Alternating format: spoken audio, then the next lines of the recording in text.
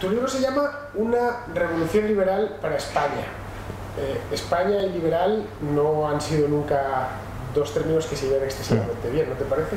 Bueno, pero es la sociedad en la que vivimos y es la que hay que tratar de volver más liberal. Efectivamente, el liberalismo, ya no en España, en general en Occidente, ha ido declinando, y la tarea de los liberales, es decir, de aquellas personas que amamos, respetamos y queremos promover la libertad, es volver a defenderlo y refutar y criticar todo aquel mensaje que se ha construido de manera muchas veces interesada para recortar nuestras libertades y para que algunas élites extractivas se lucren a costa del conjunto de la sociedad.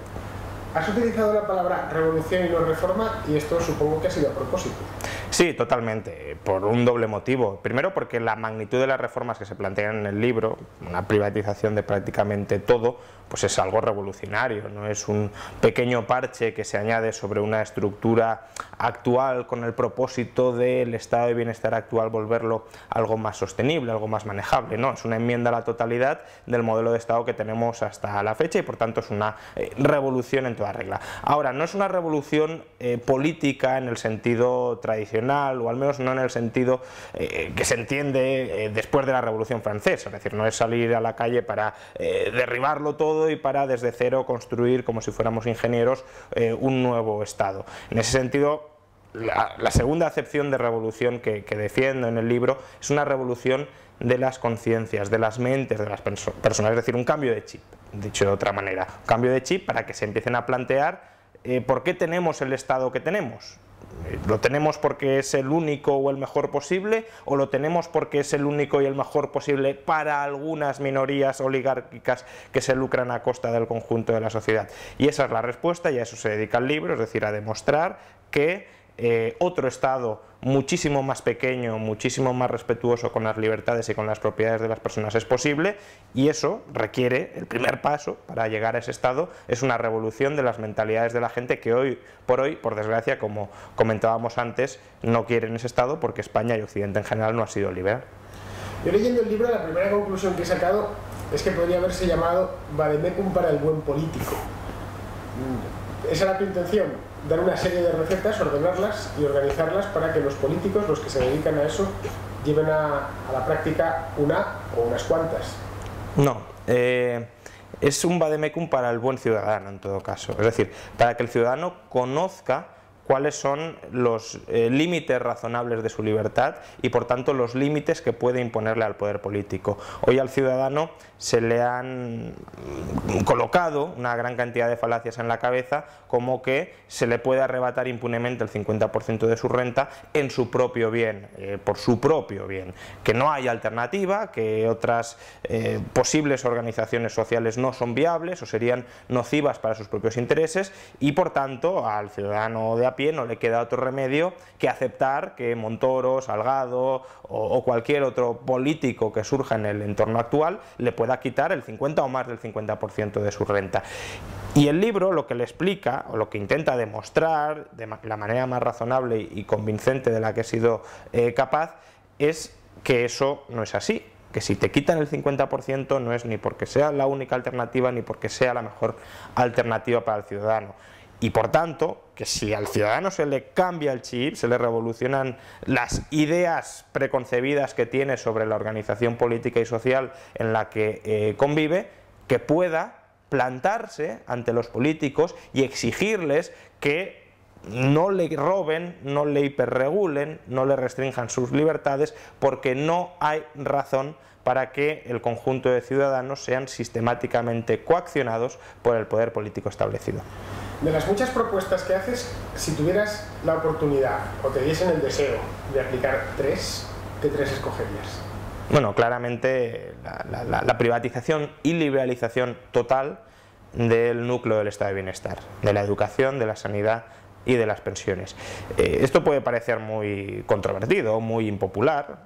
Hay gente que puede pensar, pues justamente cuáles ha sido a elegir, podrías haber buscado otros menos básicos, pero precisamente porque son los pilares básicos de las sociedades modernas, del bienestar de las sociedades modernas, no deben ser un monopolio estatal, no deben ser un monopolio manoseado ni por castas lobísticas ni por políticos burocratizados.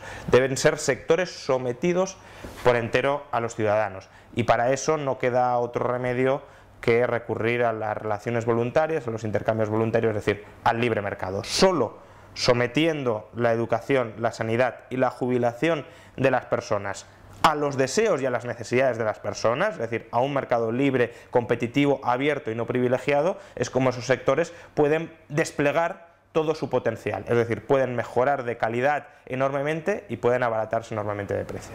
Un latiguillo habitual de los socialistas, de todos los partidos, es que no puede haber una revolución liberal porque ya hay liberalismo, porque vuestros regímenes, los de un lado lo llaman neoliberal y los del otro demoliberal. ¿Qué tiene de liberal el sistema económico actual en España? Bueno, lo único que se me ocurre que tenga de liberal es que la propiedad privada no se ha abolido. Es decir, obviamente el liberalismo no es una cuestión de blancos o negros, no es vivimos en un sistema liberal o no liberal, es una cuestión de grises, es una escala de grises. Y hombre, frente al comunismo o al socialismo soviético, pues sí, somos una sociedad liberal. Ahora, somos una sociedad infinitamente menos liberal de lo que fue Occidente, por ejemplo, en el siglo XIX, o infinitamente menos liberal de lo que podríamos ser. Es decir, no hace falta que los estados modernos copen el tamaño de la sociedad y tengan las omniabarcantes competencias que tienen en la actualidad. Y si no hay razón para ello, es decir, si no hay razón para que el Estado cope el 50% de nuestra renta e hiperregule el otro 50%, desde luego los megaestados que tenemos hoy, que son megaestados, insisto, donde el 50% de la renta, de la riqueza que produce una sociedad pasa por manos de los políticos, la manejan los políticos, y donde la otra mitad la regulan con una cantidad ingente e inflacionista de normativas, pues es evidente que se aleja mucho de un ideal de Estado mínimo, ultramínimo, donde el Estado prácticamente se ocupe de que no te agredan y de que la palabra que has dado se cumpla. Eso debería ser como mucho la única función que tuviera un Estado o dentro de una sociedad liberal, y desde luego es evidente que hoy no tiene nada que ver el Estado que tenemos con ese Estado ultramínimo, que sería el, desde luego, más compatible con el liberalismo de Estado mínimo. A la gente normal, nos gusta pensar en modelos ya hechos, porque simplifica mucho la labor de pensar. De hecho, los socialistas suelen tenerlos claro, dependiendo de su radicalismo, van a Cuba, Venezuela, etcétera, ¿no? La del otro lado, pues dicen, deberíamos ser como Rusia, ¿no? O deberíamos tener a un Putin. Los liberales, ¿en qué espejos los deberíamos mirar?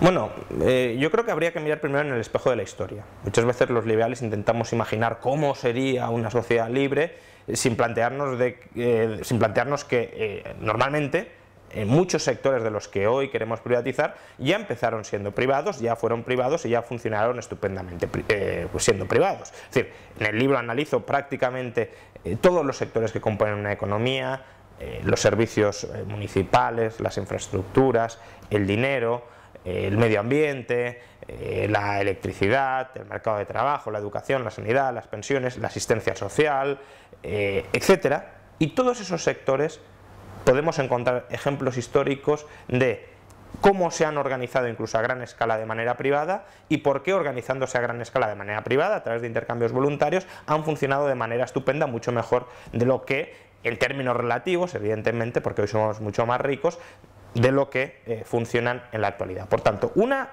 referencia a tener clara es la historia, pero luego también podemos ir a sistemas comparados actuales.